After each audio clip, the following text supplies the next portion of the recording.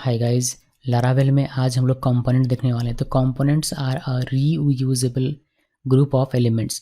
This let us build large applications which are made up of reusable independent and decoupled components. तो यहाँ से definition से बहुत कुछ हमें समझ में नहीं आता है, लेकिन आप जब इस चीज़ को प्रैक्टिकली देखेंगे तो आपको समझ में आएगा कि कंपोनेंट क्या होता है और कंपोनेंट का यूज़ क्या है और क्यों कंपोनेंट हमें हेल्प करता है लार्ज एप्लीकेशंस को ईजिली बनाने में। कंपोनेंट्स हम लोग बेसिकली दो तरीके से बना सकते हैं। पहला होता है क्लास बेस्ड कंपोनेंट और दूसरा होता है एनोनिमस कंपोनेंट। दोनों ही तरीके मैं आपको दिखाऊंगा। पहले हम लोग क्लास बेस्ड देखेंगे, उसके बाद आगे हम लोग एनोनिमस कंपोनेंट भी देखेंगे। इससे पहले कि आगे बढ़े, थोड़ा सा मैं क्लियर करने की कोशिश करता हूँ कि कंपोनेंट होता है क्या। देखिए, कंपोनेंट क्या होता है, जैसे कि कोई भी कोड जो कि एक कुछ बनाता है, जैसे कि एक कार्ड हो गया। एक कार्ड अगर हम लोग बनाते हैं, कार्ड आपको पता होगा कि HTML में हम लोग कार्ड कैसे बनाते हैं। कार्ड का मतलब क्या, कार्ड समझ लीजिए कि एक बॉक्स, ठीक है, एक बॉक्स ऐसे समझ लीजिए कि ये एक बॉक्स है जिसका नाम हमने कार्ड रखा हुआ है। अब इसी तरीके का मुझे बहुत सारा बॉक्स चाहिए, तो मैं सिर्फ एक बार बनाऊंगा और इसी को मैं रीयूज़ करके बहुत सारा बॉक्स, सिमिलर टाइप का बॉक्स बनाइए। तो सिमिलर टाइप का आपको ये नहीं लग रहा होगा, बट आप एकदम सेम टू सेम डिट्टो वैसा ही बॉक्स बना सकते हैं, ठीक है। तो ये एक बॉक्स बनाया मैंने। अब इसी तरह का मुझे और भी बॉक्स चाहिए तो मैं बना सकता हूँ, क्योंकि मैंने एक बनाया हुआ है। मैं इसी कोड को रीयूज़ करूँगा और इसी से अपना दूसरा बॉक्स, फिर तीसरा बॉक्स, फिर चौथा बॉक्स, एक कोड लिखकर इसी को मैं रीयूज़ करते हुए जितनी मर्जी उतनी बॉक्सेस बना सकता हूँ। तो एक बॉक्स कहलाता है कंपोनेंट। ओके, ये भी कंपोनेंट कहलाएगा, ये भी कंपोनेंट और ये भी कंपोनेंट। तो यहाँ पर हम लोग रीयूज़ कर रहे हैं इस वाले कोड को, रीयूज़ करके अपना ये वाला कंपोनेंट और ये वाला और जितना भी आप मर्जी हैं उतना आप बना सकते हैं। तो ये होता है बेसिक सा टर्म कंपोनेंट का मीनिंग, समझ लीजिए। अब इस कंपोनेंट को बनाने के लिए हमारे पास दो तरीके हैं। पहला है क्लास बेस्ड, दूसरा है एनोनिमस कंपोनेंट। तो पहले हम लोग क्लास बेस्ड कंपोनेंट देखते हैं, फिर मैं आपको बताता हूँ एनोनिमस। देखिए कि क्लास बेस्ड कंपोनेंट क्या होता है, इसको कैसे बनाते हैं। Class based component, to create a class based component you may use the make colon component artisan command. तो इस कमांड का हमें यूज़ करना पड़ेगी, जो आर्टिशन कमांड है हमारा मेक कॉलन कंपोनेंट, इसका हमें यूज़ करना पड़ेगा। और इसका यूज़ करके हम लोग क्लास बेस्ड कंपोनेंट्स क्रिएट कर सकते हैं। पूरा कमांड कुछ इस तरीके से आपको PHP artisan make colon component और यहाँ पर कंपोनेंट का नाम लिखना होता है। कंपोनेंट का नाम आप पहला लेटर कैपिटल में लिखिए और कंपोनेंट का नाम आप कुछ भी लिख सकते हैं अपनी मर्जी के हिसाब से। तो ये वाला कमांड रन कीजिएगा। इसके रन करते ही इसको जैसे आप रन करेंगे वैसे ही क्या होगा, आपके ऐप डायरेक्टरी के अंदर, व्यू डायरेक्टरी के अंदर एक कंपोनेंट्स नाम का डायरेक्टरी क्रिएट होगा। यानी कि ऐप के अंदर में व्यू क्रिएट होगा और व्यू के अंदर में कंपोनेंट्स नाम का एक डायरेक्टरी क्रिएट होगा और उसके अंदर आपका फाइल रहेगा। जो भी कंपोनेंट नाम आप रखेंगे उसके अंदर में उस नाम का एक फाइल क्रिएट हो जाएगा। ये सारी चीज़ को प्रैक्टिकली देखेंगे तो ज़्यादा अच्छे से समझ में आएगा। इसके अलावा ये जो कमांड आप रन करेंगे, इस कमांड से एक ब्लेड फाइल भी जनरेट होगा, जो कि रिसोर्स फोल्डर के अंदर, व्यूज़ फोल्डर के अंदर कंपोनेंट्स नाम का एक फोल्डर होगा और वहाँ पर आपको देखने को मिलेगा। ये रिसोर्स फोल्डर के अंदर, व्यूज़ फोल्डर के अंदर कंपोनेंट्स नाम का फोल्डर होगा और वहाँ पर आपको देखने को मिलेगा एक फाइल। इसके अलावा आप चाहें तो सब डायरेक्टरी भी क्रिएट कर सकते हैं। सब डायरेक्टरी के अंदर मतलब अपना कंपोनेंट अगर क्रिएट करना चाहते हैं तो आप वैसे भी कर सकते हैं। अभी क्या होता है, इस वाले कमांड से, ये वाला कमांड अगर आप रन करेंगे तो डायरेक्टली क्या होगा कि ऐप के अंदर में, व्यू के अंदर में, कंपोनेंट के अंदर में आपका एक फाइल क्रिएट हो जाएगा। जो भी कंपोनेंट का नाम रखेंगे उस नाम से, या फिर रिसोर्सेज व्यूज़ कंपोनेंट, इस फोल्डर के अंदर में एक फाइल क्रिएट हो जाएगा, कंपोनेंट्स जो भी नाम रखेंगे उसके नाम से। तो इस डायरेक्टरी के अंदर भी और इस डायरेक्टरी के अंदर भी, दोनों डायरेक्टरी के अंदर में इस नाम का एक फाइल, एक एक करके फाइल जनरेट हो जाएगा। लेकिन आप चाहते हैं कि किसी फोल्डर के अंदर में हो, तो उस केस में आप इस कमांड को कुछ इस तरीके से लिखेंगे। आपको PHP artisan make component directory का नाम लिखना है, देन स्लैश देकर अपने कंपोनेंट का नाम रखना है। इस केस में क्या होगा, इस केस में आपका ये जो ऐप व्यू कंपोनेंट्स है, इस कंपोनेंट्स के अंदर में जो भी डायरेक्टरी का नाम रखेंगे वह डायरेक्टरी आपका क्रिएट होगा। देन जो भी कंपोनेंट का फाइल का नाम होगा वह कंपोनेंट का फाइल उस डायरेक्टरी के अंदर में क्रिएट होगा। सिमिलरली रिसोर्सेज फोल्डर के अंदर, व्यूज फोल्डर के अंदर कंपोनेंट्स नाम का फोल्डर क्रिएट होगा और इस फोल्डर के अंदर में जो भी आप डायरेक्टरी का नाम रखेंगे वो डायरेक्टरी क्रिएट होगा और उस डायरेक्टरी के अंदर में जो भी आप कंपोनेंट का नाम रखेंगे वो कंपोनेंट फाइल आपका क्रिएट होकर आपको मिलेगा। तो ये सारी चीज़ें ध्यान में रखिएगा। अगर आप सब फोल्डर के अंदर रखना चाहते हैं अपने कंपोनेंट को, तब को ये वाला कमांड रन करना है, वरना आप डायरेक्टली कंपोनेंट का नाम लिख सकते हैं without any directory name slash लिखे हुए। कंपोनेंट आपका क्रिएट हो गया। आप कंपोनेंट को रेंडर कैसे करेंगे? To display a component you may use a blade component tag within one of your blade template. Blade component tags start with the string x dash followed by the case name of the component class. तो कुछ इस तरीके से syntax इसका होता है, आपको x लिखना होता है, देन डैश देकर जो भी आपका कंपोनेंट का नाम होगा वो आप लिखेंगे। अगर कंपोनेंट का नाम आपका बड़ा है और आप उसको अगर डैश के साथ लिखते हैं तो वो भी आप कर सकते हैं। एक एग्जांपल दिखाता हूँ, जैसे कार्ड नाम का मैंने कंपोनेंट बनाया तो मैं कुछ इस तरीके से लिखूंगा, और अगर मैंने डैश के साथ लिखा हो तो यूज़र प्रोफाइल, तो मैं इस तरीके से भी लिख सकता हूँ, ऐसे भी मेरा काम चलेगा। तो ये था कि आप कैसे कंपोनेंट बनाएंगे, कंपोनेंट क्रिएट होने के बाद उसको कैसे आप रेंडर करेंगे, इसके बारे में जानकारी। अगर आपका जो कंपोनेंट होगा डायरेक्टरी के अंदर में हो, जैसे मैंने आपको बताया था कि आप सब डायरेक्टरी के अंदर में भी अपना कंपोनेंट क्रिएट कर सकते हैं, तो उस केस में आप कैसे उसको रेंडर करेंगे वो देखिए। तो if the component class is nested deeper within the app view component directory, you may use the dot character to indicate directory nesting. Sentence कुछ इस तरीके से आपको बस कंपोनेंट नेम के साथ डायरेक्टरी डॉट लगाकर उसको कॉल करना होता है। जैसे कि यहाँ मैंने लिखा है एग्जाम्पल में, इंक्लूड फोल्डर के अंदर मेरा हेडर नाम का एक कंपोनेंट होगा, तो इंक्लूड डॉट हेडर में मुझे लिखना पड़ेगा, यानी कि डायरेक्टरी का नाम लिखिए, डॉट लिखिए और कंपोनेंट का नाम लिखिए। इस तरीके से अगर आपका कंपोनेंट किसी फोल्डर के अंदर में है तो आपको इस तरीके से लिखना होता है। तो इतना पहले मैं आपको दिखाता हूँ, फिर हम लोग डेटा कैसे पास करेंगे, डेटा को कैसे डिफाइन करेंगे, डेटा को कैसे डिस्प्ले करेंगे, ये सारी चीज़ें आपको दिखाऊंगा। पहले इतना देख लेते हैं, एक सिंपल सा कंपोनेंट क्रिएट करते हैं, उस कंपोनेंट से क्या फाइल जनरेट होता है उसको देखते हैं, और उस कंपोनेंट को कैसे आप रेंडर करवाएंगे वो देख लेते हैं। तो लास्ट टाइम हमने GS7 तक देखा हुआ था, अभी हम लोग GS8 क्रिएट करेंगे। तो लारावेल न्यू GS8 और मैंने इंटरप्रेस किया, और हमारा ये लारावेल का प्रोजेक्ट कुछ देर में क्रिएट हो जाएगा। चलिए लारावेल का हमारा ये प्रोजेक्ट क्रिएट हो गया, जैसे कि यहाँ पर देख सकते हैं। इसके अंदर चलते हैं हम लोग, CD GS8 इसके अंदर में मैं हूँ, और आप सभी को पता है कि इसको अगर हम लोग अभी रन करेंगे PHP आर्टिसन और सर्व लिखकर, तो ये हमारा रन हो जाएगा, और हमें इस पोर्ट पर ये डिफ़ॉल्ट जो है वह हमें देखने को मिलेगा। तो ये बेहद अच्छी बात है, हमें सारी चीज़ें हमें पता है। लेकिन हमें क्या सीखना है, हमें यहाँ सीखना है कि हमारा जो कंपोनेंट है वह किसी क्रिएट होता है और उसको कैसे रेंडर करते हैं, तो वह देखेंगे। उससे पहले रिसोर्स फोल्डर के अंदर चलते हैं, व्यूज़ के अंदर, और ये welcome.blade.php जो है इससे हम लोग थोड़ा सा मॉडिफाई कर लेते हैं। तो यहाँ पर मैं ये जो हमारा कोड है, इस कोड को मैं पूरे को हटा देता हूँ, और इसमें सिंपल सा कोड लिख देता हूँ कुछ इस तरीके से कि एक H1 होम पेज, और मैंने इसको सेव किया। सेव करने के बाद इसको एक HR लिख देते हैं नीचे, और इसको सेव किया। सेव करने के बाद इसको अगर मैं रन करता हूँ, मतलब रिफ्रेश करूँ, तो मुझे यहाँ पर होम पेज कुछ इस तरीके से दिखाई देगा, जो कि बेहद ही ईजी था, हमने कर लिया अभी। बट अभी हमें मतलब इतना हमारा मकसद नहीं, हमारा मकसद है कंपोनेंट क्रिएट करना और उसको यूज़ करना, उसको यूटिलाइज़ करना। तो देखिए कि कैसे ये सारी चीज़ें। मैं सर्वर को स्टॉप करता हूँ Ctrl+C प्रेस करके, और यहाँ पर हम लोग एक कंपोनेंट क्रिएट करेंगे। कंपोनेंट क्रिएट करने के लिए आपको कमांड रन करना है PHP आर्टिसन मेक कंपोनेंट, और कंपोनेंट का नाम मैं रख रहा हूँ कार्ड, और इंटरप्रेस करते हैं। जैसे आपने ये इंटरप्रेस किया, आप देख सकते हैं कि हमारे व्यूज़ फोल्डर के अंदर में कंपोनेंट का एक फोल्डर क्रिएट हुआ, और इसके अंदर में card.blade.php नाम का एक हमारा फाइल क्रिएट हुआ। देखिए फिर से, रिसोर्सेज फोल्डर के अंदर, व्यूज़ फोल्डर के अंदर कंपोनेंट्स नाम का एक फोल्डर क्रिएट हुआ, और इस फोल्डर के अंदर जो भी हमने नाम रखा हुआ था अपने कंपोनेंट का, उस नाम से एक हमारा फाइल जनरेट हुआ card.blade.php। तो ये हमारा है एक फाइल, ब्लेड फाइल, जो कि जनरेट होता है इस कमांड के रन होने से। इसके अलावा हमारे पास एक और फाइल हमें जनरेट होकर मिलता है, जो कि आपको मिलेगा ऐप फोल्डर के अंदर। व्यूज़ फोल्डर एक बनता है, और इस व्यूज़ फोल्डर के अंदर कंपोनेंट्स नाम का एक फोल्डर, और इस कंपोनेंट्स नाम के फोल्डर के अंदर जो भी आपने नाम रखा था अपने कंपोनेंट का, उस नाम से .php के साथ एक फ़ाइल जनरेट होता है। तो ये PHP का फाइल है, और ये हमारा ब्लेड का फाइल है। तो ये दो फाइल्स हमें मिलते हैं, और बाकी इसमें डायरेक्टरी वगैरह ऑटोमेटिकली सारी चीज़ें जनरेट हो जाती हैं।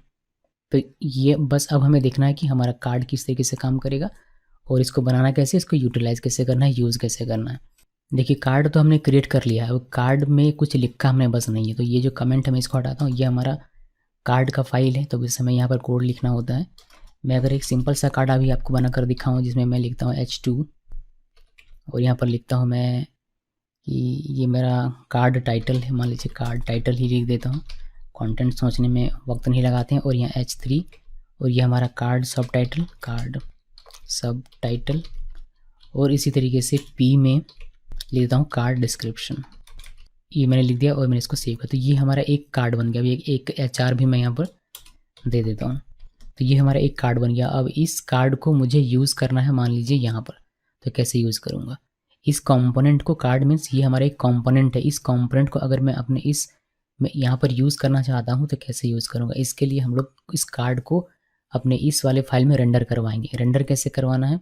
रेंडर करवाने के लिए हम लोग ब्लेड कंपोनेंट टैग जो कि स्टार्ट होता है x- से, उसका यूज़ करेंगे। तो यहाँ पर हम लोग लिखेंगे इस तरीके से x- और फिर जो भी कार्ड का नाम है, कार्ड का नाम हमारा कार्ड है, सॉरी माफ़ कीजिएगा, कंपोनेंट का नाम जो भी वो आपको लिखना है। तो कंपोनेंट का नाम हमारा कार्ड है, तो आपको यहाँ पर कार्ड लिखना है और इसको बंद कर देना। सेल्फ क्लोजिंग टैग से इसको इस तरीके से बंद कर दीजिए। अब ये जो कंपोनेंट है हमारा, जो कि कार्ड कंपोनेंट है, ये हमारा यहाँ पर चलाएगा ऑटोमेटिकली। इसको सेव करते हैं और हमें रन करना पड़ेगा सर्वर। तो सर्वर को स्टार्ट कर लेते हैं, PHP आर्टिसन सर्व, और मैंने इसको रन कर लिया। अभी यहाँ पर हम लोग आकर रिफ्रेश करें तो हमें एक कार्ड कंपोनेंट यहाँ पर रेंडर होकर दिखाई देता है। अभी आप जितनी बार चाहें उतनी बार इस कार्ड को कॉपी पेस्ट कर दीजिए, ये उतनी बार आपको कार्ड रेंडर होकर यहाँ पर देखने को मिलेगा। देखिए उतनी बार आपको ये कार्ड यहाँ पर देखने को मिल जाएगा। सिर्फ आपने एक बार एक कंपोनेंट बनाया, उसी कंपोनेंट को आप बार बार यहाँ पर रीयूज़ कर सकते हैं। इसका अगर हम लोग कोड देखें यहाँ पर, तो देखिए कोड आपको दिखाई देगा। यहाँ से एक कार्ड ये हमारा, ये div HR के साथ ख़त्म, फिर ये div HR के साथ यहाँ ख़त्म, फिर एक div HR के साथ यहाँ ख़त्म, और इसी तरीके से जितनी बार चाहें उतनी बार आप इसका इस्तेमाल कर सकते हैं। को जूम आउट करता हूँ। तो ये बेहद ही बेसिक है कंपोनेंट के बारे में, और कंपोनेंट को कैसे आप रेंडर करेंगे उसके बारे में। अभी इसमें अगर मैं आपको एक फोल्डर के अंदर जैसे बना के हम लोग देखते हैं, वैसा अगर आप देखना चाहते हैं तो वह भी मैं आपको दिखा देता हूँ। यहाँ पर हम लोग इसको सर्वर को स्टॉप करते हैं और एक कंपोनेंट बनाएंगे यहाँ पर, बट इसमें हम लोग फोल्डर के अंदर में बनाएंगे। तो मैं इंक्लूड डायरेक्टरी का नाम लिखा मैंने, और इसके अंदर में मैं बनाऊंगा हेडर नाम का एक कंपोनेंट। हेडर जो कंपोनेंट होगा हमारा, उसका हम लोग पहले लेटर कैपिटल दे देते हैं और इंटर प्रेस करते हैं। देखिएगा यहाँ पर इस व्यूज़ फोल्डर के अंदर जो हमारा जो रिसोर्सेज फोल्डर है, उसके अंदर जो व्यूज़ नाम का फोल्डर है, उसके अंदर में कंपोनेंट नाम का फोल्डर है, उसके अंदर में एक फोल्डर बनेगा इंक्लूड नाम का, और उस फोल्डर के अंदर में header.blade.php नाम का हमें फाइल मिलेगा। उसी तरीके से ऐप फोल्डर के अंदर जो हमारा व्यू फोल्डर है और कंपोनेंट्स फोल्डर है, इसके अंदर में हमें एक फोल्डर मिलेगा इंक्लूड नाम का, और उस फोल्डर के अंदर में header.php करके हमें एक फाइल मिलने वाला है। तो ये सारी चीज़ ध्यान रखिए और इंटर प्रेस कीजिए, और हमारा ये क्रिएट हो गया। अब देख लीजिए यहाँ पर पहले ऐप फोल्डर के अंदर, व्यूज़ फोल्डर के अंदर, कंपोनेंट्स फोल्डर के अंदर में इंक्लूड नाम का एक फोल्डर हमारा क्रिएट हुआ, और इसके अंदर में हमें मिलता है header.php। ये कार्ड में क्लोज कर देता हूँ, ये कार्ड वाला जो है ये क्लोज कर देता हूँ अभी के लिए। तो header.php हमें यहाँ पर दिखाई देता है, ये फाइल हमारा क्रिएट हुआ। अब इसी तरीके से अगर आप जाते हैं रिसोर्सेज फोल्डर के अंदर, व्यूज़ नाम के फोल्डर के अंदर कंपोनेंट्स नाम का फोल्डर, और इस फोल्डर के अंदर में हमें मिलता है इंक्लूड नाम का फोल्डर, और इस इंक्लूड नाम के फोल्डर के अंदर में मिलता है header.blade.php। तो ये हमारा कंपोनेंट हो गया। अब यहाँ पर आप कुछ भी लिख सकते हैं, जैसे कि मैं एक सिंपल सा यहाँ पर लिख देता हूँ, ये है हमारा हेडर, मैंने लिख दिया और मैंने इसको सेव किया। अभी ये अगर मुझे रेंडर करवाना है अपने यहाँ पर, तो मैं कैसे रेंडर करवाऊँगा? इसको रेंडर करवाने के लिए मुझे यहाँ पर लिखना पड़ेगा x- और जो भी मेरे फोल्डर का नाम है वह, मेरे फोल्डर का नाम है इंक्लूड लिखा, डॉट हेडर मेरे कंपोनेंट का नाम, देन सेल्फ क्लोज, और मैंने इसको सेव कर दिया। उसके बाद मैं इसको मुझे रन करना पड़ेगा सर्वर, तो PHP आर्टिसन और यहाँ पर सर्वर लिखना है, इसको एंटर प्रेस कीजिए और हमारा सर्वर चल पड़ा। अभी इसको हम लोग यहाँ से रिफ्रेश करेंगे, देखिए नीचे हमें हेडर दिखाई देगा। मैं इसको ऊपर कर देता हूँ, हेडर को ज़्यादा बेटर रहेगा। तो मतलब यूज़ करने का तरीका इसका ये है, बस इतने रहने देते हैं। इसको सेव करते हैं, सेव करने के बाद इसको रिफ्रेश करेंगे, देखिए हेडर यहाँ पर दिखाई देता है। तो हेडर कंपोनेंट है हमारा एक अलग कंपोनेंट। तो फोल्डर के अंदर कैसे क्रिएट करके रखना है कंपोनेंट को वह भी देखा, और डायरेक्टली अगर आपको कंपोनेंट क्रिएट करना हो फाइल के तौर पर तो कैसे क्रिएट करना है वो भी हमने देखा। ये सारी चीज़ें हमने देखी। आगे से मैं सिर्फ एक फाइल के अंदर ये जो है इसी कार्ड को मैं एग्जांपल लेकर चलूँगा, लेकिन जो एग्जांपल मैं इसमें बताऊँगा वही आप इस फोल्डर के अंदर वाले में भी कर सकते हैं उसी तरीके से कुछ अगर आपको आवश्यकता पड़ती है तो। बट हम लोग लेकर चलेंगे इस कार्ड को आगे। अभी हमने इसमें क्या मतलब हमें समझ में नहीं आया कि क्या यार, ये तो बस कार्ड टाइटल लिखा, सब टाइटल डिस्क्रिप्शन लिखा, और इसको हमने यहाँ पर जितनी बार हमें रेंडर करवाना था हमने उतनी बार यहाँ पर हर कंपोनेंट को यहाँ पर कॉल कर दिया। ये बेहद अच्छा है, ये अच्छी बात है, लेकिन यहाँ पर अभी भी हमें वह पावर नहीं मिल रहा जो कि कंपोनेंट में एक्चुअली होना चाहिए। मतलब क्या होना चाहिए कि डेटा हमारा अलग अलग होना चाहिए। अगर सिर्फ कार्ड की मैं बात करूँ तो पहला कार्ड अगर ये कंपोनेंट है हमारा एक कंपोनेंट, तो इस एक कंपोनेंट का पहले कंपोनेंट का अपना डेटा होना चाहिए, इस दूसरे कार्ड कंपोनेंट का डेटा अपना होना चाहिए, तीसरे कार्ड कंपोनेंट का डेटा अपना होना चाहिए। डेटा से मेरा मतलब है कि कार्ड टाइटल 1 होना चाहिए पहले कंपोनेंट के लिए, तो कार्ड टाइटल 2 होना चाहिए दूसरे कंपोनेंट के लिए। तो इस तरीके से हर कंपोनेंट का अपना अपना डेटा होना चाहिए, जो कि एक्चुअली रियल वर्ल्ड प्रोजेक्ट्स में होता है। बट यहाँ पर सभी कंपोनेंट के लिए सेम डेटा हमें देखने को मिल रहा है, कार्ड टाइटल, कार्ड सब टाइटल, कार्ड डिस्क्रिप्शन। बट इस डेटा को कैसे आप डायनेमिक करेंगे, ये डेटा कैसे यहाँ पर आप लिखेंगे, यह अभी हम लोग देखने वाले हैं। तो नेक्स्ट कॉन्सेप्ट हमारा यही रहेगा। अब हम लोग बात करेंगे आगे पासिंग डेटा टू कंपोनेंट, यानी कि कंपोनेंट में डेटा कैसे आप पास करेंगे। You may pass data to Blade component using HTML attribute. HTML attribute का यूज़ करके आप कंपोनेंट को डेटा पास कर सकते हैं। Hard coded primitive value may be pass to the component using simple HTML attribute string. अब hard coded जो primitive values होते हैं वह डेटा आप पास कर सकते हैं अपने कंपोनेंट्स के पास HTML एट्रीब्यूट स्ट्रिंग का यूज़ करके। वो ईजी है, वो आसानी से हो जाएगा। लेकिन अगर आपको PHP एक्सप्रेशंस अगर लिखने हो या फिर वेरिएबल्स लिखने हो, अगर इस तरीके का डेटा पास करना हो कंपोनेंट में वाया एट्रीब्यूट, तो आपको उस केस में colon character as a prefix लिखकर उसको पास करना पड़ेगा। इसका क्या मतलब है, आप एग्जांपल देखिए, आपको समझ में आएगा। कुछ इस तरीके से सिंपल सा अगर आपका डेटा है, जैसे कि हमारे यहाँ पर एक स्ट्रिंग है कार्ड टाइटल, तो इसको आप HTML का जो एट्रीब्यूट होता है उसी की तरह पास कर सकते हैं। जैसे टाइटल मैंने लिख दिया और इसका वैल्यू हमने दे दिया कार्ड टाइटल, तो ये डेटा मेरा कंपोनेंट के पास चला जाएगा। फिर मैं वहाँ पर टाइटल इस तरीके से डॉट सिंबल के साथ टाइटल लिखकर इस कार्ड टाइटल को एक्सेस कर सकता हूँ। लेकिन अगर आपका कुछ इस तरीके से PHP का वेरिएबल है, तो अगर आपका PHP का वेरिएबल है, यानी कि स्ट्रिंग नॉर्मल सा स्ट्रिंग ना होकर एक वेरिएबल है, PHP का वेरिएबल है या PHP का एक्सप्रेशन है, उस केस में आपको यहाँ पर कॉलन लिखना पड़ेगा। फिर आप नाम लिखिए, जो भी आपको नाम लिखना है, या फिर एट्रीब्यूट लिखना है, और इक्वल सिंबल देकर कॉट्स के अंदर में, माफ कीजिएगा, इसमें कॉट नहीं देना है, इसमें विदाउट कॉट ये रहेगा, ठीक है। इसमें कॉट नहीं देना, बिकॉज ये एक वेरिएबल है, तो इसको वेरिएबल के तौर पर लिखना है, कॉट के तौर पर नहीं लिखना, और स्ट्रिंग बन जाएगा। तो सिंपल से अगर आपका डेटा है तो आप कॉट के अंदर में डायरेक्टली ऐसे लिख सकते हैं। अगर आपका कोई PHP का एक्सप्रेशन है या वेरिएबल है, तो उस केस में आपको यहाँ कॉलन लगाकर फिर उसका नाम लिखते हुए फिर इस तरीके से आपको डेटा प्रोवाइड करना पड़ता है, यानी कि डेटा पास करना पड़ता है अपने कंपोनेंट में। तो ये हो गया कि पास कैसे करेंगे कंपोनेंट में अपना डेटा।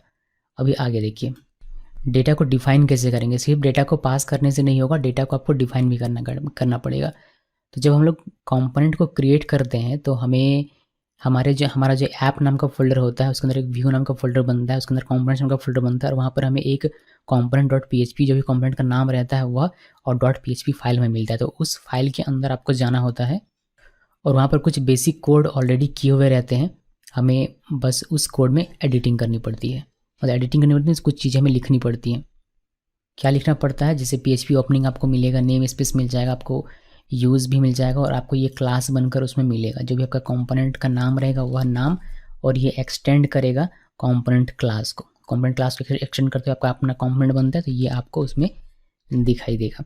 अभी इसके अलावा आपको इसमें वह वेरिएबल्स आपको डिफाइन करने पड़ते हैं जो आपको पास करना होता है कंपोनेंट में। जैसे मुझे एक टाइटल चाहिए वेरिएबल, तो मैंने पब्लिक टाइटल लिखा, फिर एक डिस्क्रिप्शन चाहिए तो मैंने ये भी लिखा, और वहाँ पर एक कंस्ट्रक्टर आपका बना हुआ रहता है पहले से, उसमें बस हम लोग डिफाइन करते हैं कि हमें क्या डेटा पास करना है। देन इसी तरीके से एक रेंडर मेथड बना हुआ रहता है, उसमें बस हमें कुछ भी नहीं, इस तरीके से एज इट इज़ रहने देना होता है। तो यहाँ पर हमने अपना काम क्या किया, अपना काम हमने ये किया कि हमने एक टाइटल वेरिएबल बनाया, एक डिस्क्रिप्शन वेरिएबल बनाया, और इन दोनों को मैंने यहाँ पर कंस्ट्रक्टर में लिख दिया और इनको फिर इनिशियलाइज कर दिया। बस इतना ही काम करना होता है। इससे क्या होता है, एक बार इस चीज़ को आप देख लीजिए कि define the components required data in its class constructor. जो भी आपका रिक्वायर्ड डेटा है जो कि आपको भेजना है कंपोनेंट के पास, वह आप यहाँ पर लिखते हैं अपने कंस्ट्रक्टर में। कुछ पॉइंट्स जो आपको ध्यान में रखने हैं, all public properties of on a component will automatically be made available to the components view. तो जितने भी पब्लिक प्रॉपर्टीज होते हैं ऑन अ कंपोनेंट, वो सारे के सारे ऑटोमेटिकली अवेलेबल हो जाएंगे कंपोनेंट्स व्यू के लिए। Then it is not necessary to pass the data to the view from the components render method, यानी कि कंपोनेंट रेंडर मेथड से पास करने की आवश्यकता नहीं है। वो सारी चीज़ें, सारे काम आपको अपने आप होकर मिलते हैं। तो हमने अभी तक क्या किया, हमने अभी तक डेटा कैसे पास करना है वह देखा, डेटा कैसे डिफाइन करना है वह देखा। अब देखते हैं कि डेटा को कैसे आप डिस्प्ले करेंगे, कंपोनेंट डेटा को कैसे आप डिस्प्ले करेंगे अपने कंपोनेंट में। तो when your component is rendered you may display the contents of your components public variable bye echoing the variable by name. तो इसके लिए हमें simply curly open curly close, curly open curly close, और ये हमें लिख देना होता है और हमारा काम हो जाएगा, मीन्स हमें डेटा दिखाई देगा। तो इतना करते हैं। उसके बाद एक और चीज़ देख ही लीजिए आप कि केसिंग कैसे करना होता है, यानी कि अगर आप केस कैसे करेंगे। केस का मतलब होता है कि देख लीजिए एग्जांपल आपको समझ में आएगा। Component constructor argument should be specified using camel case. जो कंस्ट्रक्टर में आप आर्ग्यूमेंट्स लिखेंगे वो केमल केस में लिखा कीजिए। While kebab case should be used when reference the argument name in your HTML attribute. तो जब आप कंस्ट्रक्टर के अंदर में लिखते हैं तो आर्ग्यूमेंट अगर 2 वर्ड में है तो उसको केमल केस में लिखा कीजिए कुछ इस तरीके से। और जब आप इसको एचटीएमएल एट्रीब्यूट में लिखेंगे तो आप इस तरीके से केबअप केस में लिखिए, यानी कि डैश देकर लिखिए, स्पेस की जगह पर डैश देकर लिखिए। 2 वर्ड है तो, और 1 वर्ड है तो सिंपली वैसे ही लिख देना। सो ये है केसिंग का एक छोटा सा एग्जाम्पल। ज़रूरी नहीं है कि आप इस चीज़ को फॉलो करें, लेकिन आप फॉलो करेंगे तो ज़्यादा बेहतर होगा। तो बस इतना देखते हैं, फिर आगे बात करेंगे। पहले इतना देख लेते हैं। एक नया क्रिएट करते हैं प्रोजेक्ट लारावेल न्यू, और इसका नाम रखते हैं GS9 और इंटरप्रेस। तो ये हमारा क्रिएट होता है। इसमें हमें बस यही सारी चीज़ें चाहिए जो हमने 8 में की हुई थी, वही सारी चीज़ें हमें करनी पड़ेगी वापस से रिपीट, बट उसमें ज़्यादा हम लोग डिस्कशन नहीं करेंगे, बट काम हमें वही करना है। और यहाँ पर हमारा एक्स्ट्रा काम क्या रहेगा, यहाँ पर एक्स्ट्रा काम हमारा रहेगा डेटा को पास करने का। सो प्रोजेक्ट हमारा क्रिएट हो गया। अभी हम लोग इसको थोड़ा सा CLS करके इसके अंदर चलाते हैं। CDGS9 है हमारा, तो इसके अंदर में चला गया और इसको रन कर देते हैं। PHP आर्टिसन सर्व इंटरप्रेस कीजिए और इस URL पे हमारा ये प्रोजेक्ट रन होकर आपको इस तरीके से दिखाई देगा। बट ये हमें नहीं चाहिए, हम लोग इसमें जाते हैं पहले GS9 में, और रिसोर्सेज फोल्डर के अंदर व्यूज का फोल्डर है, और यहाँ पर हमारा welcome.blade.php, इसको पूरे को हटाता हूँ मैं और एक नॉर्मल सा कोड लिखेंगे। और यहाँ पर बस अपना एक H1 जो कि हमें दिखाएगा होम पेज, और यहाँ पर मैं एक HR लिख दूँगा। और मैंने इसको सेव किया। सेव करने के बाद अभी इसको रिफ्रेश करेंगे तो ये हमें इस तरीके से दिखाई देगा। ये हमें कैसे दिखाई देता है, इसका रूट हमने ऑलरेडी, ये हमें डिफ़ॉल्ट डिफाइन करके मिलता है। यहाँ पर आप रूट देख सकते हैं, इसका डिफाइन किया हुआ है कि इस चीज़ पे हिट होने पर हमारा ये व्यू चलना चाहिए। अभी हमने इसमें कंट्रोलर वगैरह का एग्जांपल नहीं लिया है, कंट्रोलर में भी वैसे ही काम करेगा ये, बस आपको व्यू अपना रिटर्न करवाना होता है कंट्रोलर से, बाकी सारे काम वैसे के वैसे ही होते हैं। सो मैंने कंट्रोलर को यहाँ डालकर कॉम्प्लिकेटेड बनाने की कोशिश इसको नहीं की है, सिंपल सा रखा हुआ है। तो देखिए हम लोग मेन मुद्दे पर आते हैं जो कि हमारा कंपोनेंट है। कंट्रोलर कंपोनेंट बहुत सारी चीज़ें हैं। तो हम लोग क्या करेंगे, पहले अपना कंपोनेंट क्रिएट करेंगे। तो PHP आर्टिसन मेक कंपोनेंट और फिर कंपोनेंट का नाम मैं यहाँ फोल्डर के अंदर में क्रिएट नहीं कर रहा हूँ, डायरेक्टली नाम लिख देता हूँ। तो कार्ड मैंने लिखा और हमारा कंपोनेंट क्रिएट हो गया। आप देख सकते हैं हमारा जो रिसोर्स नाम का फोल्डर है, इसके अंदर में हमारा व्यूज़ नाम का फोल्डर है, इसके अंदर हमारा कंपोनेंट्स नाम का फोल्डर, और इसके अंदर मुझे card.blade.php ये कंपोनेंट ब्लेड फाइल हमें मिल जाता है। तो एक ये फाइल हमारे काम का है, और दूसरा फाइल जो हमें मिलेगा ऐप फोल्डर के अंदर व्यूज़ नाम का फोल्डर, इसके अंदर कंपोनेंट्स नाम का फोल्डर, और यहाँ पर card.php ये वाला। तो ये 1 2 3 फाइल में हम लोग काम करेंगे। पहले हम लोग अपना कंपोनेंट बनाते हैं, नॉर्मल सा कंपोनेंट जो कि हमने पहले भी बनाया हुआ था, बस उसी को कॉपी पेस्ट कर देते हैं। तो ये नॉर्मल सा एक कार्ड हमने बनाया। अभी हम लोग इसको रेंडर करवाएंगे अपने यहाँ पर। तो इसको रेंडर करवाने के लिए हम लोगों ने सीखा हुआ था कि आपको बस x के साथ में ये लिखना होता है, फिर ये आपका रेंडर हो जाता है। फिर आप चाहें तो इसको पहले एक बार करके दिखाता हूँ। इसको रन कर लेते हैं, PHP आर्टिसन सर्व, और ये हमारा रन हो रहा है। यहाँ पर एक बार हमने लिखा हो तो एक बार हमारा कार्ड आएगा, ये पुराना हमारा, ये एक बार हमारा कार्ड आएगा। और अगर हम लोग एक बार और लिखेंगे, मैं इसमें एक HR दे देता हूँ यहाँ पर। अगर हम लोग एक बार और लिखेंगे इस चीज़ को कंपोनेंट को रेंडर होने के लिए, तो हमें 2 बार दिखाई देगा। एक बार और लिख देता हूँ, 3 बार हमें ये दिखाई देगा। तो मैंने इसको सेव किया। सेव करने के बाद अभी अगर इसको रिफ्रेश करते हैं तो हमें 3 बार दिखाई देगा। देखिए हमें 3 बार दिखाई देगा। बट अभी हमारा क्या हो रहा है कि डेटा हमारा स्टैटिक है, डेटा हमारा सेम है, तीनों ही कंपोनेंट। तो डेटा को कैसे आप डायनामिक बनाएंगे वही हम लोग देखने वाले हैं कि डेटा कैसे आप पास करेंगे अपने इस कंपोनेंट में, वह हमें देखना है। तो डेटा पास करने का सिंपल सा तरीका है, मान लीजिए कि मुझे इसमें से डेटा पास करना है। कार्ड टाइटल मेरा इस ये जो मेरा पहला कंपोनेंट है, ये हमारा पहला कंपोनेंट, ये हमारा दूसरा कंपोनेंट, इस चीज़ को मैं कर देता हूँ नीचे। तो ये हमारा पहला कंपोनेंट है, ठीक है। अभी इस कंपोनेंट में जो डेटा होगा वह अपना होगा, यानी कि जो कार्ड टाइटल होगा इसका अपना होगा। तो मैं यहाँ से सिंपली पास कर सकता हूँ कुछ ऐसे, टाइटल लिखा इक्वल, और एक स्ट्रिंग है, कोई PHP एक्सप्रेशन नहीं है, तो डायरेक्टली मैं इसको कॉर्ड्स के अंदर में कुछ इस तरीके से लिख सकता हूँ। मैंने लिखा कार्ड टाइटल 1। ये जो कार्ड टाइटल 1 है, इस चीज़ को अगर मैं अभी यहाँ पर लिखता हूँ, यहाँ अगर मैं लिख दूँ इस तरीके से, हालांकि अभी दिखेगा नहीं आपको ये, मगर मैं फिर भी आपको दिखाता हूँ स्टेप बाय स्टेप कि कहाँ पर आपको क्या करना होता है। और यहाँ पर आप टाइटल करते हैं कुछ इस तरीके से, और बाकी में भी मैं कार्ड टाइटल लिख देता हूँ, या फिर इन दोनों को मैं अभी के लिए अगर कमेंट कर दूँ तो देखिए हमने क्या लिखा, इस कार्ड कंपोनेंट को हमने यहाँ पर कॉल किया हुआ है। तो इसको हमने क्या किया, इसको हमने एक एट्रीब्यूट दिया टाइटल का, और इसमें हमने वैल्यू दिया है कार्ड टाइटल 1। इस एट्रीब्यूट को आप यहाँ पर इस तरीके से लिखेंगे तो वह उसमें जो भी वैल्यू होगा वह आपको दिखाई देगा। अभी हमने इसको सेव किया, सेव करने के बाद जब हम लोग इसको रिफ्रेश करेंगे तो यहाँ पर कहेगा कि अनडिफाइंड वेरिएबल टाइटल। अभी तक इसको पता नहीं है कि इस कार्ड, ये जो कार्ड में जो आपने टाइटल लिखा हुआ ये है भी या नहीं है, इसको अनडिफाइंड समझ में आ रहा है। तो इस चीज़ को डिफाइन करने के लिए आपको ये card.php जो कि आपको फाइल मिलता है ऐप फोल्डर के अंदर, व्यूज़ फोल्डर के अंदर कंपोनेंट्स नाम का फोल्डर है, और इसके अंदर जो आपका card.php नाम का फाइल है, यहाँ पर आपको इसको डिफाइन करना पड़ेगा। डिफाइन करेंगे कैसे, डिफाइन करने के लिए आप देखिए ये सारे कोड ऑलरेडी इसमें लिखा हुआ है। आपको सिंपली क्या करना है, यहाँ पर एक पब्लिक प्रॉपर्टी बनाना है, पब्लिक वेरिएबल बनाना। तो पब्लिक लिखिए, और क्या मुझे चाहिए टाइटल, तो मैंने टाइटल लिख दिया सेमीकोलन, और इस चीज़ को आपको मेंशन करना होता है इस कंस्ट्रक्टर में। यहाँ पर ये टाइटल को मेंशन कर दीजिए, ठीक। अभी इसको मुझे इनिशियलाइज़ करना पड़ेगा इस कंस्ट्रक्टर के अंदर में, ताकि हमारा कॉल होते ही ये हमारा इनिशियलाइज हो जाए। इसको लिखना है दिस, और यहाँ पर एरो, देन टाइटल, और टाइटल में जो भी आएगा वह इनिशियलाइज कर दो। बस इतना लिखिए। नीचे हमारा रेंडर मेथड है, बट इसमें आपको कुछ करना नहीं है, बस इतना ही आपको लिखना है। आपको अपना प्रॉपर्टी या फिर जो भी आप वेरिएबल कहते हैं इसको आपको लिखना होता है, फिर कंस्ट्रक्टर में इसको मेंशन कीजिए और यहाँ से इसको इनिशियलाइज़ कर दीजिए। तो यहाँ जो भी आएगा वह इनिशियलाइज हो जाएगा आपका इस प्रॉपर्टी में। तो ये हमने कोड सिंपली लिखा हुआ है।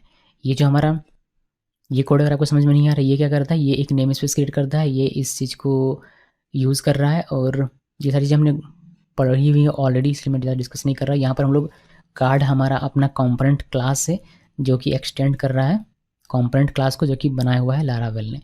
और यहाँ पर ये सारी चीज़ें कमेंट है, यहाँ पर हमने अपना प्रॉपर्टी बनाई, ये कंस्ट्रक्टर है जिसके अंदर हम लोग अपना ये प्रॉपर्टी इनिशियलाइज कर रहे हैं।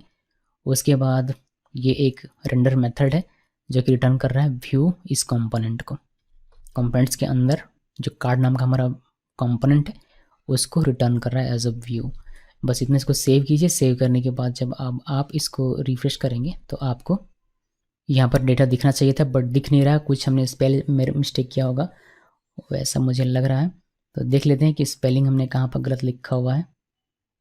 स्पेल मैंने चेक किया, स्पेल सबका सही है, बट ये जो हमारा कमेंट किया हुआ है इस चीज़ को यहाँ से हमें हटाना पड़ेगा। इसको जैसे हम लोग यहाँ से हटाएंगे, इसको सेव करेंगे और इसको अगर हम लोग रिफ्रेश करते हैं तो हमारा फिर ये काम करने। तो यहाँ पर आप देखेंगे यहाँ जो हमारा जो अपना डेटा है कार्ड टाइटल 1 अब हमें यहाँ पर दिखने लगता है। सो यहाँ पर जो भी आपने लिखा है कार्ड टाइटल 1 ये रेंडर होता है यहाँ पर, और वह आपको दिखाई देता है। आपने यहाँ पर इनिशियलाइज किया उस वजह से। अब इसी तरीके से अगर हम लोग कोई और डेटा पास करना चाहते हैं, जैसे सब टाइटल अगर मुझे पास करना है तो वह भी मैं कर सकता हूँ। मैं यहाँ पर अगर आता हूँ, यहाँ पर मैं कॉमा दूंगा, सॉरी कॉमा नहीं देना होता है, यहाँ पर बस आप स्पेस दीजिए। सब टाइटल ये एट्रीब्यूट जैसे आप लिखते हैं HTML का बिल्कुल वैसे ही लिखना होता है। तो सब टाइटल मैं कुछ इस तरीके से लिखता हूँ, सब टाइटल इक्वल, और यहाँ पर ये भी स्ट्रिंग में रखता हूँ, इसको मैं लिखता हूँ कार्ड सब टाइटल 1, और इसको मैंने कर दिया सेव। अब ये मुझे पहले इनिशियलाइज करना पड़ेगा यहाँ पर, उसके बाद मैं इसको यहाँ पर लिखूंगा तो मेरा काम करेगा, वरना फिर काम नहीं करेगा, ये कहेगा अनडिफाइंड वेरिएबल कहेगा। तो आप यहाँ पर जब लिखते हैं, यहाँ से लिखने के बाद आपका काम है कि आप इसको यहाँ पर डिफाइन कीजिए। मैं इसको यहाँ पर डिफाइन करता हूँ। यहाँ पर डिफाइन करने के लिए हम लोग केमल केस, जो हमने केसिंग में पढ़ा था कि यहाँ पर आप केमल केस यूज़ कीजिए और यहाँ पर आप केबाब केस यूज़ कीजिए। सो उसी को हम लोग फॉलो करते हैं, ज़रूरी नहीं है बट फॉलो करते हैं, ताकि फॉलो करने से हमें सभी जो प्रोग्रामर हैं उनको सुविधा होगी। तो पब्लिक, और यहाँ पर हम लोग डॉलर सिंबल सब टाइटल ये लिखना होता है, और आप कॉलम दीजिए, फिर इसको हमें यहाँ पर मेंशन करना है, कॉमा देना है, सब टाइटल ये ऑटोमेटिकली आ जाएगा आपका। फिर इसी तरीके से यहाँ पर जैसे आपने इनिशियलाइज किया बिल्कुल वैसे ही दिस कीवर्ड के साथ ये सब टाइटल इक्वल डॉलर सिंबल सब टाइटल मेंशन कीजिए, इसको सेव कीजिए। अब ये वेरिएबल हमारा डिफाइन हो गया। अब हम लोग इसको यहाँ पर यूज़ करते हैं। यहाँ पर इसको हटाकर simply curly open curly close curly open curly close और यहाँ पर स्पेस देते हैं डॉलर सिंबल और यहाँ पर सब टाइटल आप लिख दीजिए और मैंने इसको सेव किया। सेव करने के बाद अभी देखते हैं कि हमारा सब टाइटल आता है या नहीं आता। मैं इसको अगर रिफ्रेश करता हूँ, देखिए सब टाइटल हमारा 1 जो भी वैल्यू था वह हमें दिखाई देता है। कुछ बातें इसमें आपको ध्यान रखनी है। पहली बात तो ये आपको ध्यान में रखना है कि यहाँ जो नेमिंग कन्वेंशन है हमारा, जो केस मैंने आपको बताया था, वह आप इस तरीके से प्रॉपर मेंटेन कीजिए। उससे क्या मतलब है मेरा कि यहाँ पर अगर मैं ऐसे ना लिखूँ, जैसे कि मैंने ये लिखा हो, ये मैं ऐसे नहीं लिखूँ, मैं लिखता हूँ यहाँ पर सब टाइटल, जिससे मैंने यहाँ पर लिखा हुआ है, यहाँ पर जो मैंने लिखा हुआ है सब टाइटल, या फिर यहाँ जो मैंने लिखा हुआ है इसी तरीके से सेम मैं यहाँ पर लिख देता हूँ। तो मैंने इसमें सेव किया। इसको सेव करने के बाद इसको अगर मैं रिफ्रेश करता हूँ तो ये मेरा अच्छे तरीके से काम करेगा, कोई हमें इशू नहीं होता है।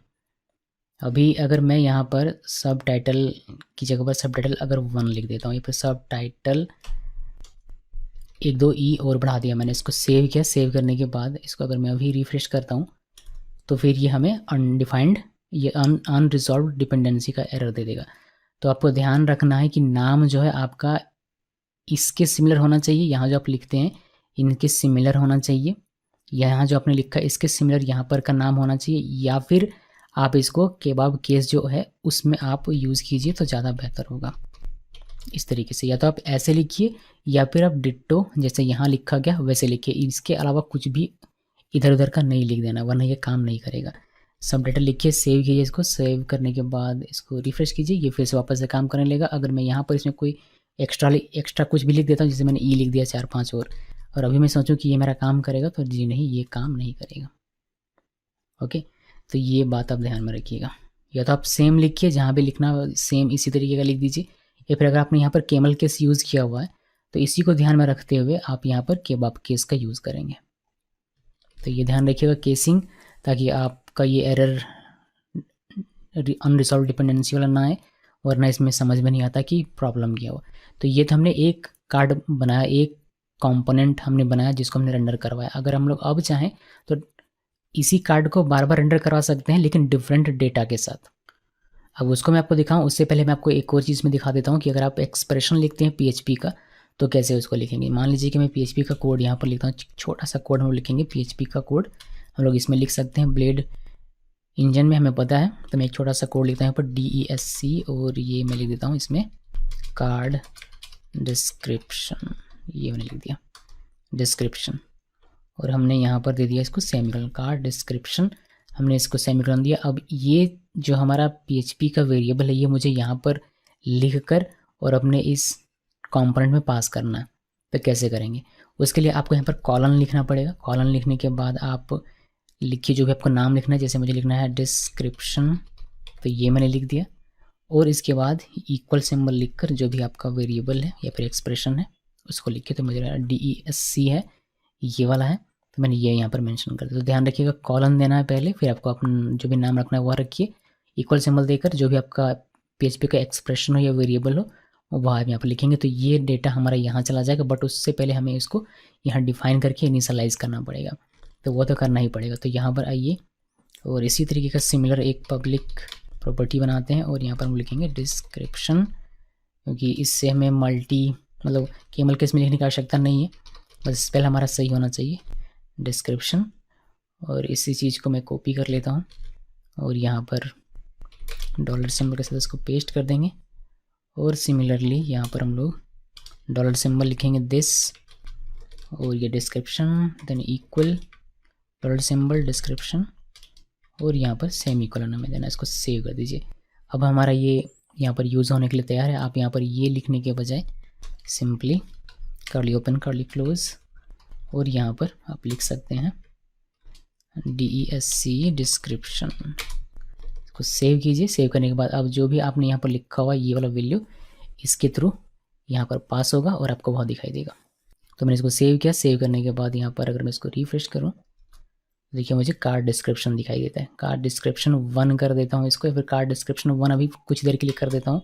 इसको मैंने 1 किया, मैंने इसको सेव किया और मैंने इसको रिफ्रेश किया। देखिए ये कार्ड डिस्क्रिप्शन 1 आपको दिखा, यानी कि जो भी आप लिखेंगे वो आपको वहाँ पर देखने को मिल जाएगा। तो मैं इसको कार्ड डिस्क्रिप्शन ही रहने देता हूँ पी टैग के साथ।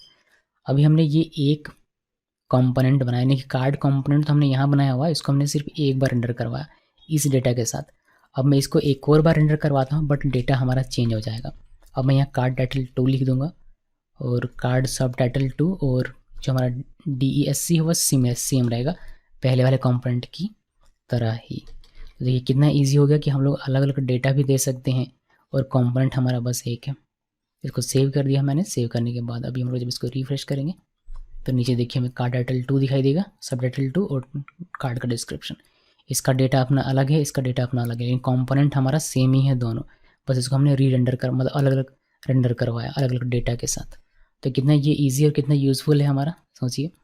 अलग अलग डेटा के साथ हम लोग रेंडर करवा सकते हैं आसानी से। भी एक और बार चाहूँ तो मैं एक और बार इसको कॉपी पेस्ट कर सकता हूँ और यहाँ पर डेटा चेंज कर सकता हूँ। मैं इसको कर देता हूँ 3 और यहाँ पर भी ये मेरा 3 और नीचे डिस्क्रिप्शन हमारा सेम रहेगा। इसको सेव किया, सेव करने के बाद इसको रिफ्रेश करेंगे। ठीक है, अलग अलग अपना अपना डेटा है सभी का और सेम कंपोनेंट है हमारा। तो एक ही कंपोनेंट है जिसको हम लोग रीयूज़ कर रहे हैं और हर बार हर कंपोनेंट का अपना अपना डेटा है। तो ये हमारा हो गया कि डेटा को कैसे आप पास करेंगे कंपोनेंट में, डेटा को कैसे डिफाइन करेंगे और कैसे डिस्प्ले करेंगे।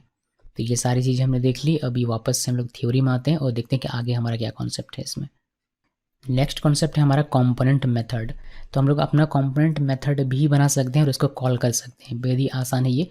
आपको पहले मेथड डिफाइन करना है कंपोनेंट में, जैसे पब्लिक फंक्शन ऐड नंबर, और यहाँ पर एक हमने आर्ग्यूमेंट लिखा हुआ है और हमने इसके अंदर में रिटर्न करवा दिया 20 ऐड करके, सिंपल सा। फिर आप इसको कॉल कर सकते हैं अपने कंपोनेंट में, जैसे हमने कर्ली ओपन कर्ली क्लोज के अंदर में ऐड नंबर और इसमें आर्गूमेंट दे दिया है 10।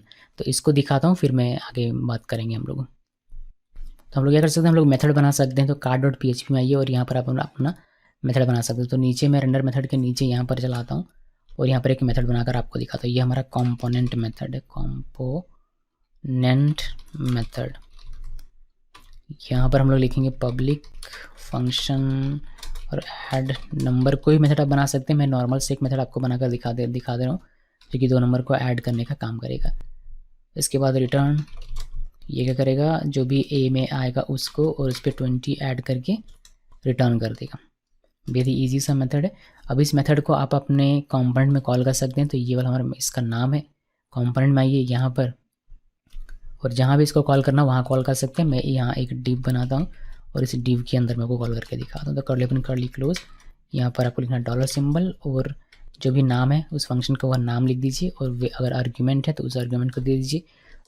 10 मैंने दे दिया, ये 10 चला आएगा यहाँ ए के पास। ये 10 + 20 30 रिटर्न होकर आपको इस डिव के अंदर में दिखाई देगा। मैंने इसको सेव किया। सेव करने के बाद इसको रिफ्रेश करते हैं। देखिए 30 यहाँ भी, 30 यहाँ भी, जो कि हमने 3 बार रेंडर किया हुआ। तो ये हमारा कंपोनेंट है। तो ये पूरा हमारा कंपोनेंट है, इसको हमने 3 बार रेंडर किया। तो ये 3 बार हमारा 30 हमें दिखाई देता है इस डिव के अंदर में। होपफुली आप लोगों को दिखाई दे रहा होगा। इसको हम लोग राइट क्लिक करके व्यू सोर्स में जाते हैं। इसको जूम करता हूँ मैं। देखिए ये पहला कंपोनेंट है हमारा यहाँ से यहाँ तक का। फिर ये हमारा दूसरा कंपोनेंट 30 के साथ, ये हमारा तीसरा कंपोनेंट, और यहाँ पर जो भी आपको 30 दिखाई दे रहा है ये हमारा फंक्शन से कॉल होकर आ रहा है। तो कंपोनेंट मेथड कैसे बनाना है वो हमने देखा और इसको कैसे कॉल करना है वो भी हमने देखा। अब आगे देखिए कि कंपोनेंट एट्रीब्यूट्स है कैसे आप डिफाइन करेंगे। तो एट्रीब्यूट्स डिफाइन करना कैसे है आपको, देखिए ये सिंपल सा आप डिफाइन कर सकते हैं कंपोनेंट एट्रीब्यूट, जिसे हमने पहले भी देखा हुआ है। आपने यहाँ पर क्लास इक्वल माई क्लास लिखा, तो इस तरीके से आप जैसे आप इन सभी चीज़ों को कर देते हैं वैसे आप सिंगल कोट डबल कोट के अंदर भी लिख सकते हैं। तो ये कंपोनेंट्स आप डिफाइन करते हैं। इसको यूज़ कैसे करना है, एक एट्रीब्यूट वेरिएबल होता है हमारे पास, एट्रीब्यूट्स वेरिएबल, जिसमें कि ये सारे जो होते हैं वो सारे चले आते हैं। यानी कि जो भी एट्रीब्यूट आप यहाँ डिफाइन करते हैं बट वो कंस्ट्रक्टर का पार्ट नहीं होता, जहाँ कंस्ट्रक्टर में हम लोग उसको डिफाइन किया करते हैं, तो वो सारा एट्रीब्यूट इस एट्रीब्यूट्स नाम के वेरिएबल में आता है। अभी आप डेफिनेशन देखिएगा आपको पता चल जाएगा कैसे इसको यूज़ करना है। आपको कुछ इस तरीके से लिखना होता है, ये सारा यहाँ पर चला आएगा। आप जब एक प्रैक्टिकली देखेंगे तो आपको समझ में आएगा। फिर आप यहाँ पर कंपोनेंट का कंटेंट लिख सकते हैं जैसे लिखते हैं। इस डेफिनेशन को ध्यान से देख लीजिए कि all of the attributes that are not part of the components constructor will automatically be added to the components attribute bag. This attribute bag is automatically made available to the component via the attributes variable. तो ये जितने भी हमने क्या किया था, हमने ये टाइटल डिफाइन किया था, तो ये टाइटल हमने कंस्ट्रक्टर में लिख दिया था। हमने ये सब टाइटल डिफाइन किया तो हमने इसको कंस्ट्रक्टर में लिख दिया, और ये भी हमारा कंस्ट्रक्टर में मेंशन है। बट यहाँ जो हमने क्लास बनाई ये हमने कंस्ट्रक्टर में मेंशन नहीं किया। मान लीजिए कि हमने नहीं किया, तो जो भी एट्रीब्यूट आप कंस्ट्रक्टर में मेंशन नहीं करते हैं वह इस एट्रीब्यूट्स नाम के वेरिएबल से आपको मिल जाता है, आपके कंपोनेंट में ये अवेलेबल हो जाएगा। ये आपका अवेलेबल हो जाएगा यहाँ पर इसमें से। तो देखिए इसको प्रैक्टिकली, ताकि आप इसको बेहतर तरीके से समझ पाएंगे और इसका आप प्रॉपर यूज़ कर पाएंगे। तो मैं इस कोड में आता हूँ और यहाँ पर एक मेंशन करता हूँ, यहाँ जो आप देख रहे हैं यहाँ पर मेंशन करता हूँ एक पहला जो कंपोनेंट है इसमें, तो इसको मैं इसमें लिखता हूँ मैं क्लास इक्वल, और सिंगल कोट या डबल कोट, मैं सिंगल कोट में लिख देता हूँ माई क्लास मैंने लिख दिया। तो ये अगर हम लोग मेंशन कर दें अपने इस कंस्ट्रक्टर में, यहाँ पर प्रॉपर्टी बनाकर कंस्ट्रक्टर में, तो फिर ये हमें इस तरीके से एक्सेस करना पड़ेगा कि डॉलर सिंबल क्लास, वैसे एक्सेस करना पड़ेगा। लेकिन अगर कोई भी एट्रीब्यूट आप यहाँ पर लिखते हैं जिसको आप मेंशन नहीं करते हैं कंस्ट्रक्टर में, तो वह आपके कंपोनेंट में अवेलेबल होता है, एक स्पेशल वेरिएबल है जो कि है एट्रीब्यूट्स नाम का, उसके ज़रिए। तो यहाँ पर अगर मैं लिख दूँ कहीं पर भी इस तरीके से h1 लिख देता हूँ और यहाँ पर मैं ऐसे लिख दूँ। अभी ऐसे लिखने से ये काम नहीं बनेगा, मैं आपको दिखाता हूँ। एट्रीब्यूट्स ये से मैं लिखा, मैंने इसको सेव किया।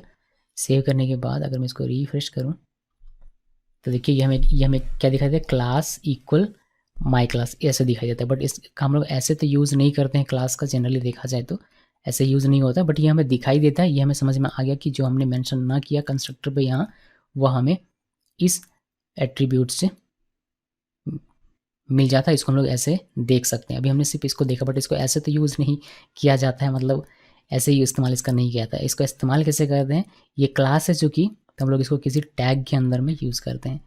फॉर एग्जांपल अगर मुझे h1 के अंदर में मैं इसको लिख दूँ इस तरीके से, तो ये अब मैं इसको रिफ्रेश करूँ तो अभी हमें ये दिखाई नहीं देगा, बट जब आप इसको व्यू सोर्स में कीजिएगा तो यहाँ पर एक h1 होगा।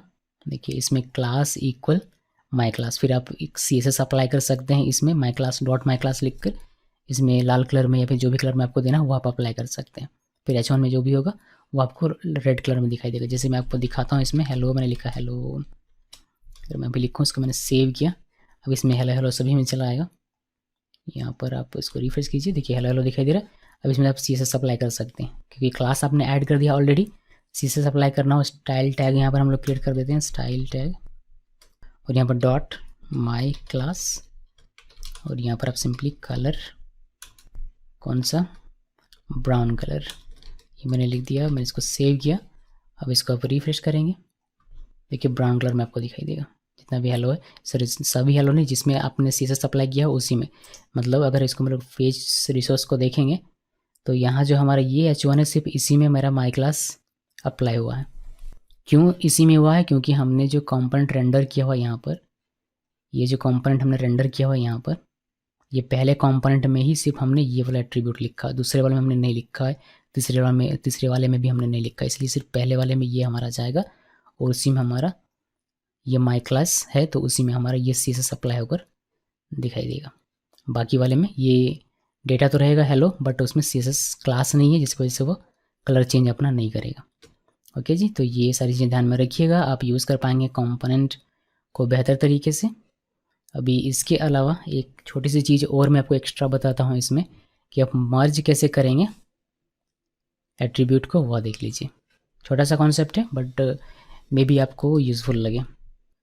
जैसे कि मुझे एक डिफ़ॉल्ट क्लास देना है सभी में, जितने भी यहाँ पर h1 है, ये जो h1 है, इस h1 को कमेंट कर देता हूँ मैं, थोड़ी देर के लिए कॉपी पेस्ट कर लेते हैं, और इस h1 को कमेंट कर देता हूँ। तो ये जो h1 है मेरा, इसमें मुझे एक डिफ़ॉल्ट क्लास देना है, और यहाँ से जो हमारा क्लास आ रहा है माई क्लास, ये भी मेरा होना चाहिए, ये मैं चाहता हूँ।